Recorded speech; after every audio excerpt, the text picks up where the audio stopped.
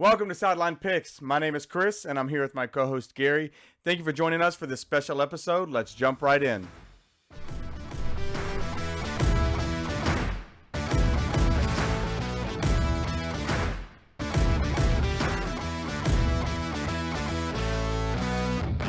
All right, Gary. So we got a special episode today, and this is kind of a test to see if we're going to continue doing this. But we do have a special guest here today, and I would like to introduce our wonderful host and social media manager, Beman Ortiz.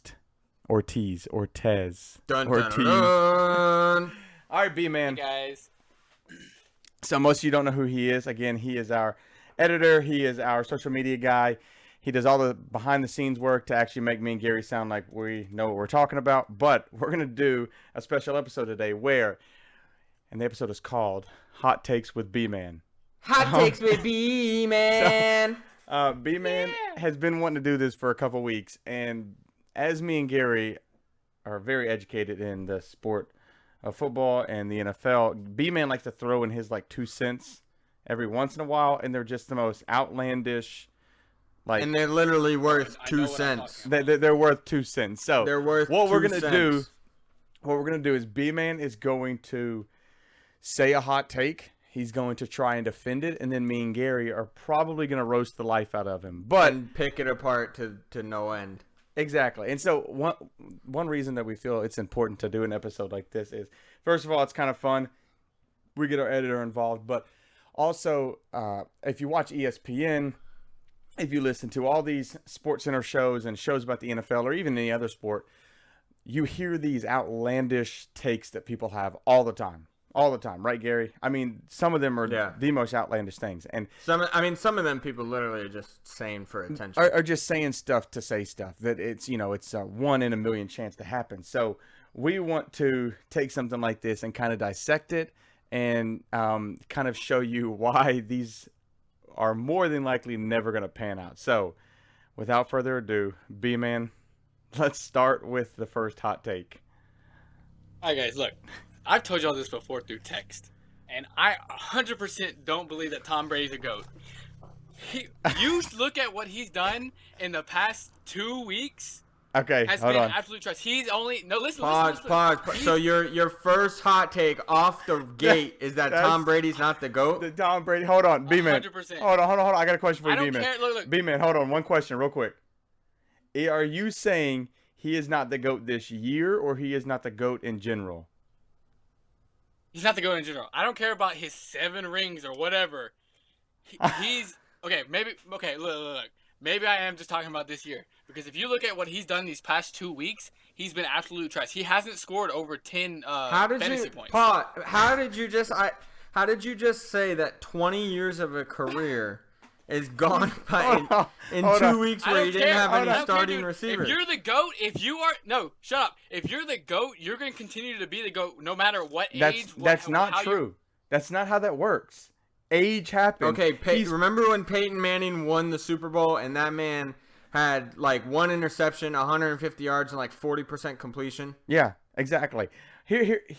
Okay, for someone if you look at Tom Brady's resume, and listen, I am no Tom Brady fan. Listen, I respect him, okay? Because you look at his 20-year career, and the first 10 years are a Hall of Fame career. The second 10 years are a Hall of Fame career. There are teams that have never beaten him, okay? Ever beaten him. He has won 7 Super Bowl rings, 7 after going. I mean, I don't even remember. To 10. He's been to 10. He's been to 10, won 7. He's 45 going into this season. You can't expect him to go out there and throw for 300 yards and 4 touchdowns every single game. Which is something that I was going to say, is that his age is going to play a factor in his entire season this year. 100. But still, regardless, if he's such a GOAT, then your coaches should trust him to be able to throw these touchdown plays instead of running the ball all game. Where's the trust in your QB? really and I know Tom Brady has a call in some of these plays, so he doesn't trust himself enough to throw these touchdown plays. I really wish people could see our faces because me and Gary's face we're just shocked at this moment that this conversation is not only happening, but this is the first hot take that he decides to do. So, Gary, this is what you're running with. This is what you're running with. Out the door, 100% man started sprinting and tore his ACL on the first hurdle. Again, so here's something I want to say. You look at Tom Brady, and I've said this before. Tom Brady has this effect on teams. I mean, it's just it's the Tom Brady effect. Where he goes, he was at New England for a long time, and then he left, and he's been at Tampa for the last 3 seasons. Well, New England is now at the point where they had to realize Mac Jones is not Tom Brady, and they had to move on. Well, then the Bucs, as Tom Brady has said, this is more than likely his last year.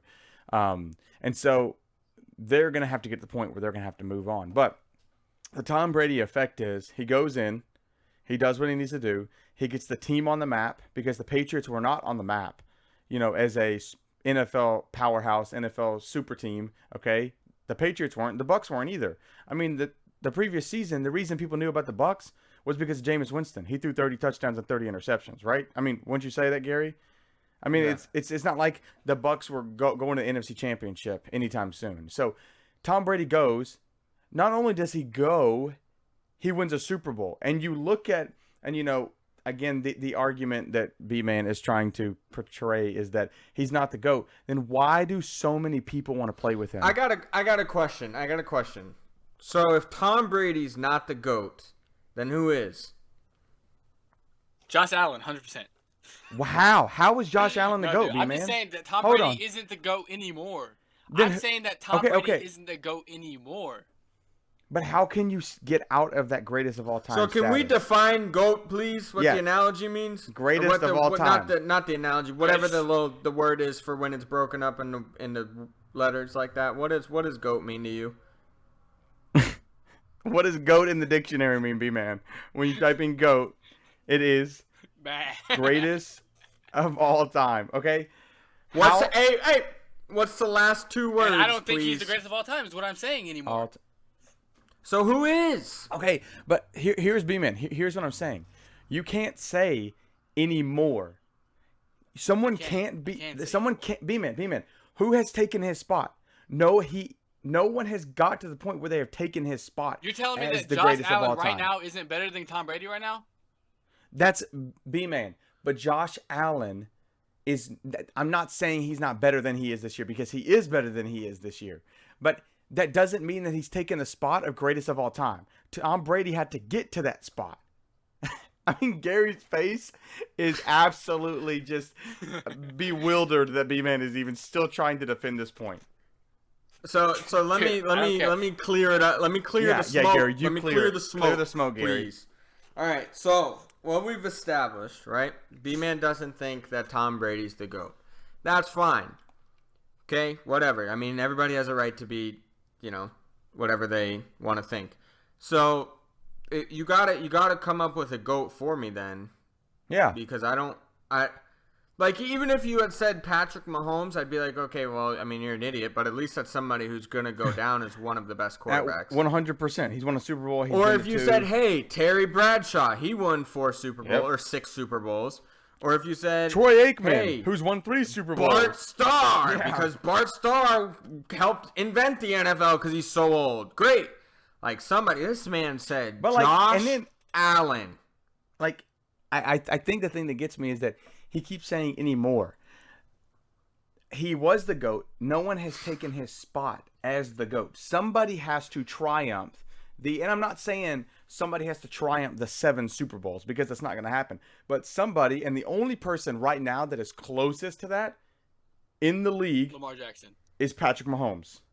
Not Lamar Jackson. Please catch that before it reaches the viewers' ears. Please. Yeah, because they're going to roast Gary. What I'm saying in the fact that and Gary, I think we've talked about this before. How do people measure the greatness of a quarterback when everything is said and done? By the Super Bowls they win. The impact. Yeah. You look at Tom Brady. Let me say something real quick. You look at Tom Brady. When he goes into a building, he not only so if you take the Bucks before Tom Brady was there, they had Jameis Winston 30 picks, 30 touchdowns. They had the number 2 defense in the league, right? So he came in and he made a team go from good, because obviously a team with a good defense would be number 2. Mm-hmm. He made them go from good to great, excellent, whatever you want to call it, to Super Bowl champion. Mm-hmm. So it's not just he comes in and he, goes off as the best quarterback in the league and gets 5,000 yards and has a good day. Like, he comes in and he changes the culture of a building.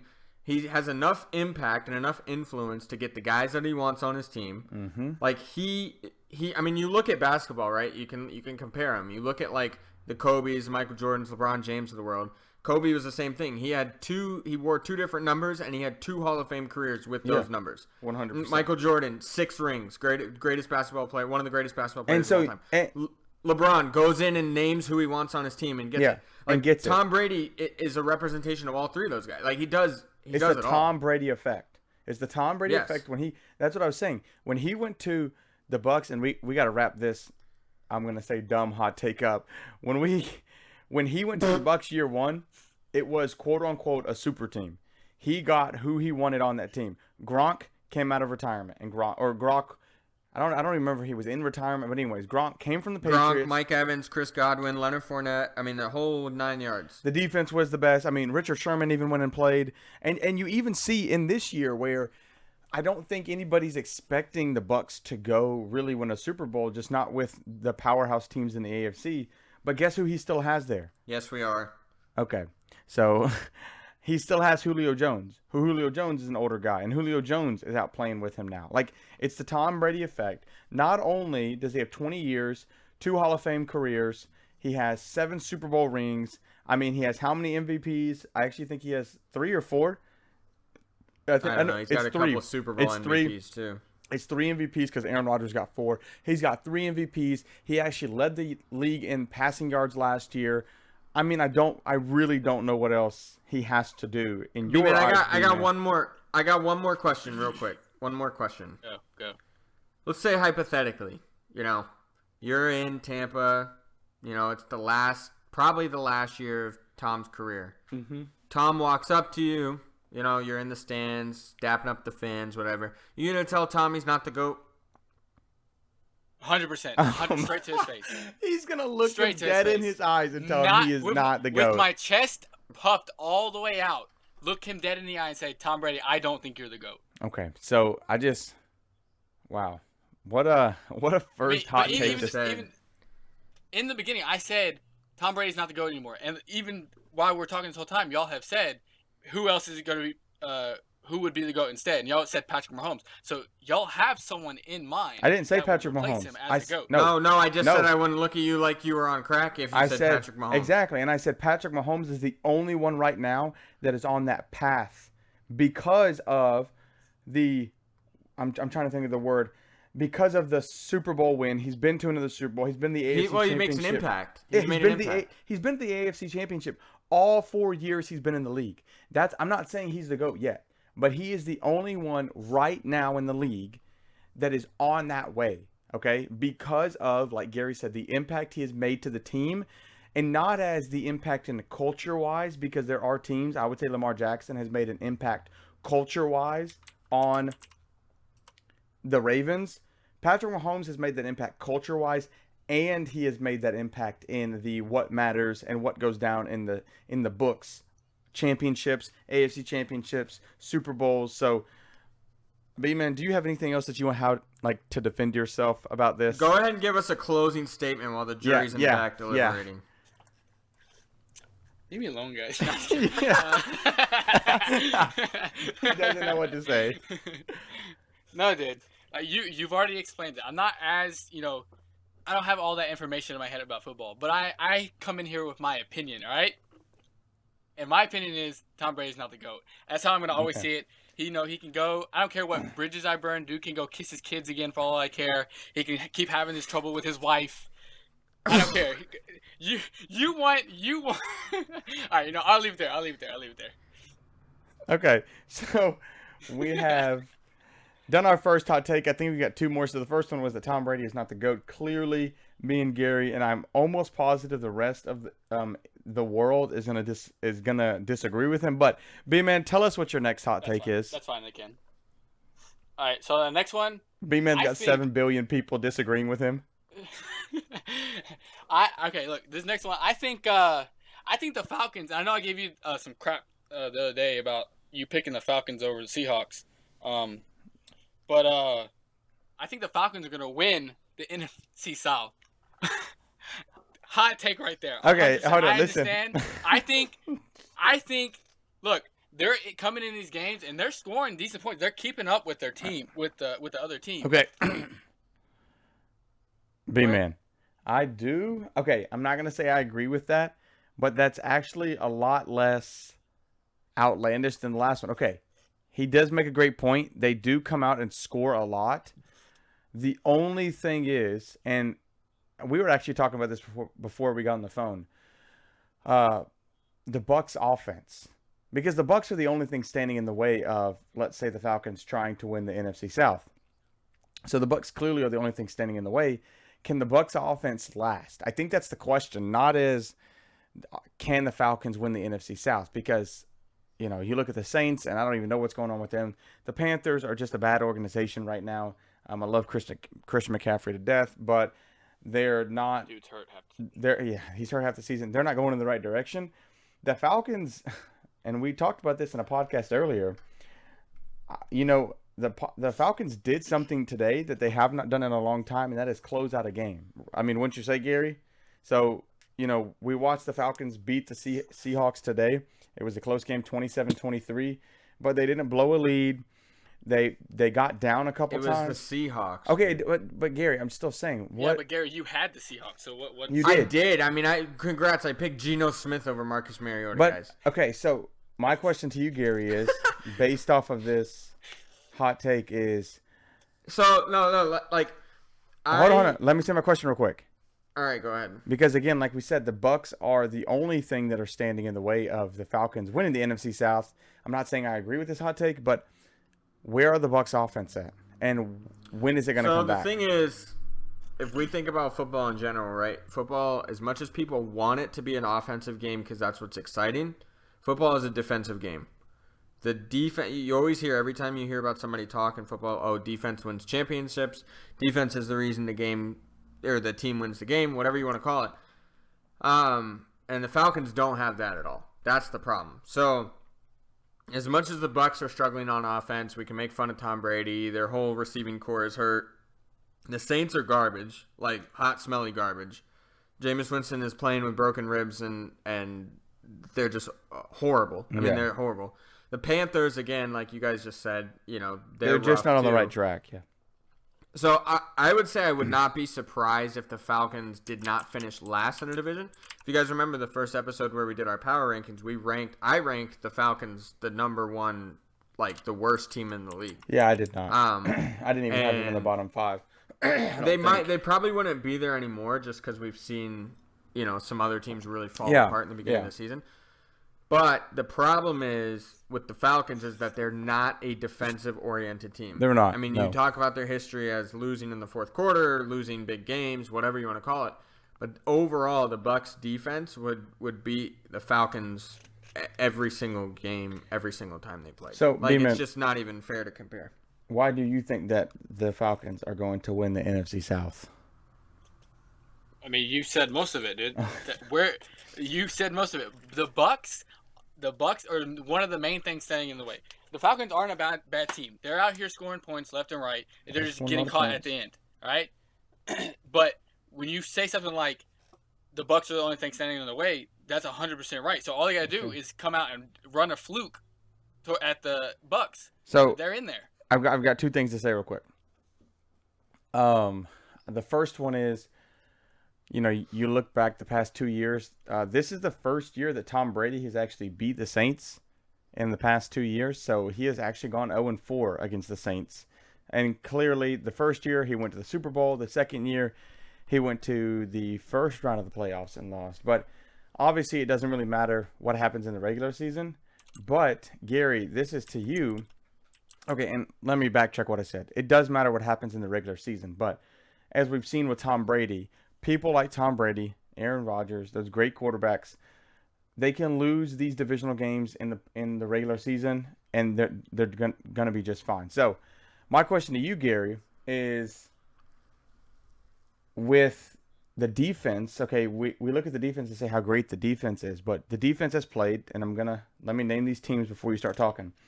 They've played the Cowboys week 1, which Dak was atrocious.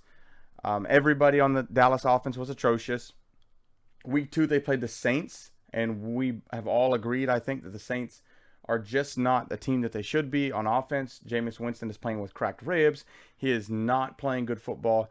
And then you played, Aaron Rodgers today, which is kind of in the same position that Tom Brady is with, not having the receivers that he's used to, just not having a great surrounding team. So, Gary, my question to you is, do you think that this defense is just good because they've played teams that their offense has struggled, or is it actually good? Okay. No, they've been good over the past, years. I mean, they've been good. They were good last year. They were good when Jameis Winston was still there. But Todd Bowles was the defensive coordinator, and now he's the coach. The defense is better than they were last year. Yeah. So I think right now the offense is what's holding the team back from being elite. Look at, and I think that fixes itself by midseason. I think you're going to see almost an exact replica of what we did when Tom Brady came the first year and we won the Super Bowl. Is where they sucked for the first 4 weeks of the season, and everybody was making fun of him. Everybody's saying he was washed. People are saying he's not the GOAT anymore, like Beman. But overall, I think you're going to see a big uptick in their performance. Here's the difference from year 1 and now. We gave Tom Brady, it's funny us saying we gave Tom Brady, but he got some leeway. He was learning the team. He was learning the culture of Tampa Bay. Now he's been there for 3 years. And again, I know he doesn't have his receivers that he does. But, you guys do you guys have to play Kansas City? Next week? I was almost positive. So I think next week will be a real test, especially because Kansas City just lost to the Colts today. And Kansas City normally has very good bounce back games.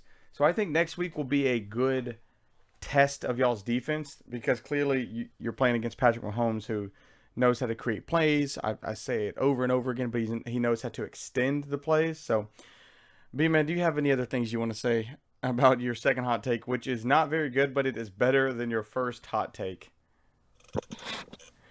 Hello?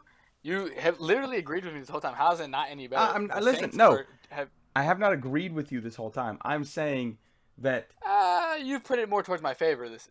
Okay, time. but I can be. The Falcons, out of all the teams in the NFC South, have the potential, and this is not saying much because it's the Saints and the Panthers, to finish second in the division.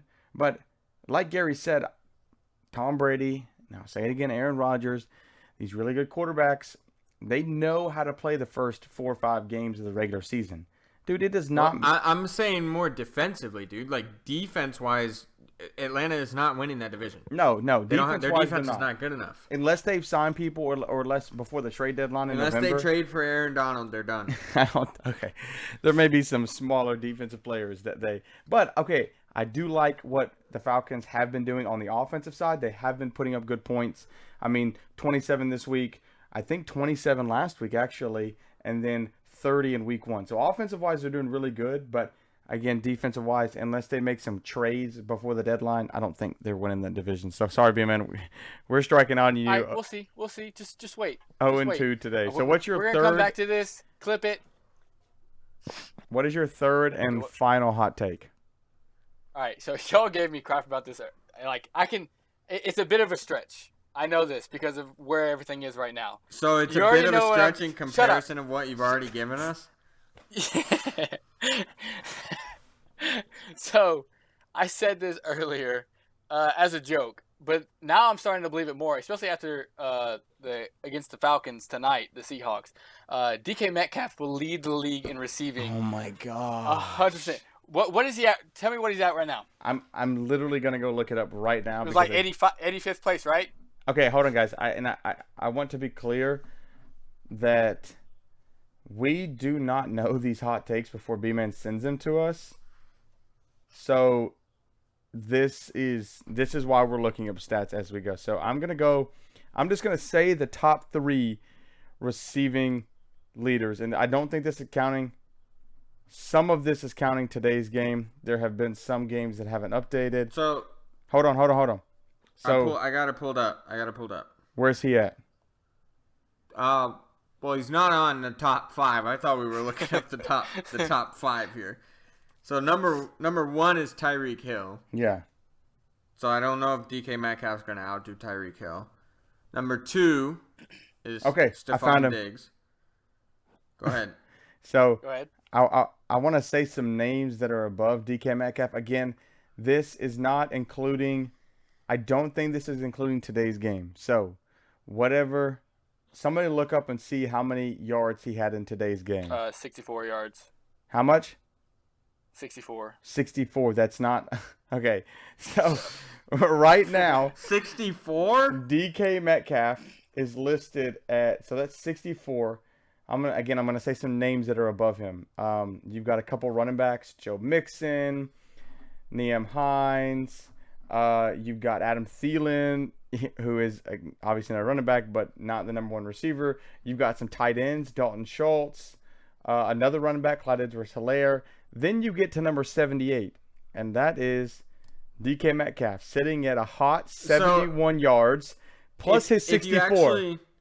If you actually go to ESPN, you have to hit show more to find DK Metcalf. Show more. You have to go to a whole nother list to find. B-Man, so how is DK Metcalf? Okay. I know, dude, but the other day he was the 85th, and now he's at, you said what, 70? 78th. I'm telling you, give him some time throughout the season, and he will get there 100%. I know there's other guys that are out here getting way more yards per game, but after what he performed tonight, is way better than what he's been performing these past 2 games. Give him some time and he'll get there. I'm telling you, he will get yards there. than Tony Pollard, who is a backup running back for the Dallas Cowboys. The backup running back to Dallas. He has 2 more than Julio Jones, who played in 1 game. He has 5 more than Ian Thomas, which I didn't even know he was still in the league. Okay, so hold on, Gary. Let's again. You were going through the top. Let's just name Beman. I want you to look me dead in the eye and tell me. I'm gonna name some people that DK Metcalf is gonna beat out these people for the receiving title. I'm gonna go number 1, Tyreek Hill. You think he's beating him out? He can't even look me in the eye and tell me this. Stephon Diggs, Jalen Waddle, Cooper Kupp, Justin Jefferson, A.J. Brown, Amari Cooper, Christian Kirk, Jamar Chase, Amon-Ra St. Brown, Travis Kelce. He's a tight end, and he has more yards than he does. He's at 13. I mean, Rashad Bateman. Dude, how is Corey Davis up this high? Gary. Noah Brown, who is the 3rd string receiver for Dallas, is 17. We have a backup quarterback at. Wow, I didn't know that this could get any more ridiculous. It's what the people want. This is not what the people want. I did not know that this could get any more ridiculous than the first one. He's finding his groove with Geno Smith. He said he was 85 last week. He's 78 this week. Bro, that's improvement. That's Did you guys know Give him Devontae time throughout Adams the is season. number Shut up, 20? Gary. Yeah, Devontae Adams has not been doing that well. He has 153 yards, not including today's game. But Gary, do you have anything to say? Kaderil Hodge has 95. I don't even know who that is. Let's name again. Oh wow, Julio Jones actually has just 2 under. That's what I said. He's only played 1 game. Wow. I mean, so basically, if DK Metcalf averages maybe 100 to 150 yards a game for the rest of the season, he might catch up to Tyreek Hill. Because Tyreek Hill's averaging 142 yards a game. not including today's game.